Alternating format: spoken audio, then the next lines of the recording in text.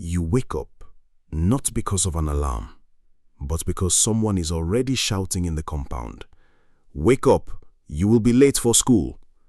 Or maybe it's the sound of a pressing iron heating up, or the clatter of enamel plates in the kitchen, or the distant cry of a street vendor outside your window.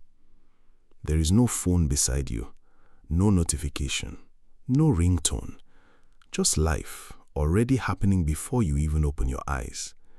And the first thing you realize is this: you are a kid in 90s Nigeria, and everything you know about time is about to be different. You step outside your room into a shared compound. The ground is slightly cold. Somewhere, someone is already fetching water from a big blue drum. Another person is sweeping the floor with a handmade broom. There is movement everywhere, but no rush like today, just routine. Your uniform is hanging somewhere, or already laid out. Maybe your mom ironed it late last night because NEPA light came back briefly. Or maybe she used charcoal iron, the kind that smells slightly burnt when too hot. You eat breakfast fast. Bread and tea if you are lucky, or leftovers from last night. Nobody is taking pictures of it. Nobody is rating it. You just eat because school doesn't wait. You step out of the compound gate.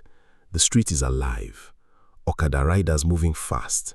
Vendors shouting, "Pure water, cold pure water. Akara hot, bread and beans." You walk with other kids from the neighborhood. Some are older, some younger. Nobody is checking Google Maps. You just know the route. Dust rises from the road as vehicles pass, and you cover your nose slightly, but keep walking, because that's normal. School in 90s Nigeria is not soft, it is discipline. You enter the classroom and greet loudly. "Good morning, sir." If you don't greet well, you may repeat it. The teacher is not smiling for engagement. He is writing on the chalkboard fast, and you are copying even faster. If you miss a sentence, you are gone. No WhatsApp group to ask later.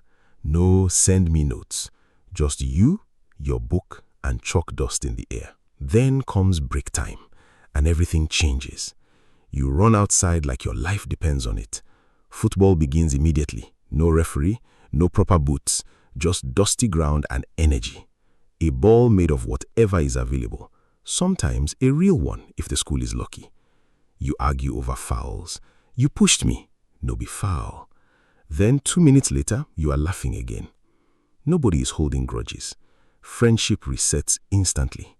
Someone brings gala or biscuits wrapped in paper. Someone else has pure water sachet.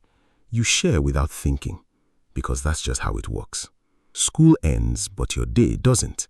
You are sent on errands. Go and buy salt. Go and buy kerosene. Stop by and greet auntie first. You walk through familiar streets. You know every shortcut, every corner, every woman selling something, every mechanic shouting under a car bonnet. Sometimes you stop to watch things you don't fully understand. A generator being repaired, a man fixing a radio, a group of adults arguing over change. And nobody is bored, because even waiting feels alive. You get home, then it happens. NEPA brings light, or takes it. There is no warning. One moment, everything is bright. Next, darkness, and the entire compound reacts at once. Ah! Someone laughs. Someone shouts. Someone switches on a lantern immediately, because everyone knows light is not guaranteed. So when it comes, you don't waste it. You charge nothing. You just enjoy it while it lasts. Television is not yours. It belongs to the house, and it has rules. You don't choose what to watch. You wait for what comes on. Maybe cartoons, maybe Nigerian movies, maybe music videos on AIT or NTA. You sit on the floor or small stool, eyes locked. Nobody is scrolling. Nobody is skipping. Then suddenly, electricity goes again. Darkness. And everyone reacts like it's part of the same script. Someone says, "NEPA don't do 'em again." And you just sit there, waiting, hoping it comes back before your favorite part ends. Sometimes it does, sometimes it doesn't. And you accept it. You think about your friends, but you cannot just call them. There is no WhatsApp, no Instagram, no "you online." If you want to see them, you go outside, you check their house, or you wait until tomorrow. Sometimes they are not home, sometimes their parents say no, sometimes you just go back silently. No explanation needed, no updates, no typing bubbles, just life happening at its own speed. Evening is when the compound comes alive again. After heat reduces, children return outside. You play again. More football, more laughter, more noise. Adults sit outside their rooms discussing life, politics, money, family. The smell of food spreads through the compound. Somewhere, rice is cooking. Somewhere, stew is boiling. You hear your name from far away. Come inside. But you delay just a little, because you know once you enter, the day is finished. Night comes slowly. You are inside now, tired, dirty feet, sweaty shirt, maybe a small bruise you ignored. You lie down, no phone, no screen, just your thoughts and silence. You replay the day in your head without realizing you are doing something people now try to recreate with cameras.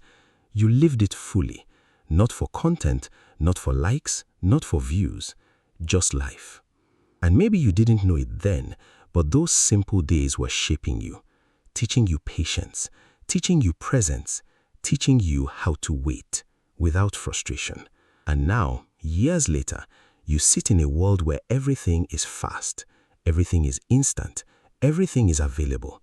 But somehow, nothing feels like that time.